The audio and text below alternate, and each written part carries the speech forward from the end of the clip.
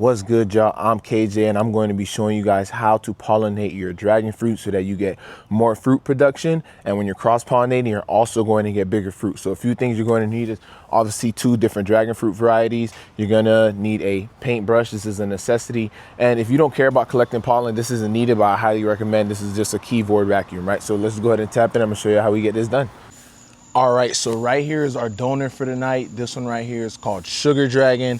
I really like Sugar Dragon because it's a universal pollinator. So what that means is this pollen will pollinate every single dragon fruit variety that is out there, including itself. So what you're gonna wanna do is take your brush and go ahead and collect pollen from the anthers of the flower. So right here is where all the pollen is located. I can go ahead and zoom in for you guys on that, but right here is where all the pollen is located. So we're gonna go ahead and collect pollen on our brush right here. And this is what we're going to use to pollinate that Physical Graffiti, which is not a self-pollinating variety, right? It's not self-pollinating, not self-fertile. So we're gonna go ahead and do the bee jobs for it. If you're one of the people who are going to be storing, after you collect that pollen on your brush, you're gonna wanna take your small vacuum, keyboard vacuum, and go ahead and put it onto the anther of this flower and collect all that pollen up.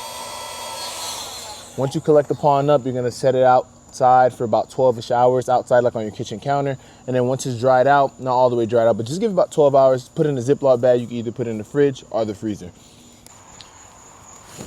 All right, now as you can see, our Physical Graffitis have bloomed. We got really pretty blooms tonight.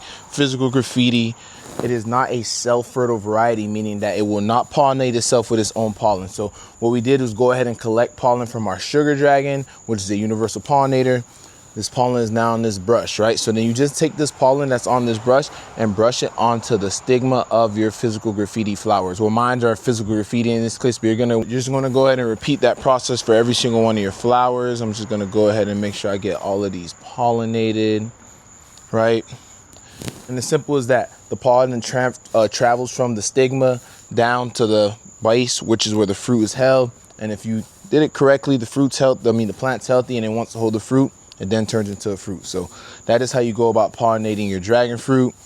Just make sure that you have a universal pollinator wherever you're growing it at. That way you don't have to worry about what pollinates what. You don't have to worry about none of that. Just get a universal pollinator. Sugar Dragon, American Beauty, any of those work perfectly fine. Hey, if you guys have any more questions about what you need to do to go ahead and pollinate your dragon fruit, go ahead and comment them down below. Don't forget to like, comment, subscribe to the channel, and I'll catch you on the next one.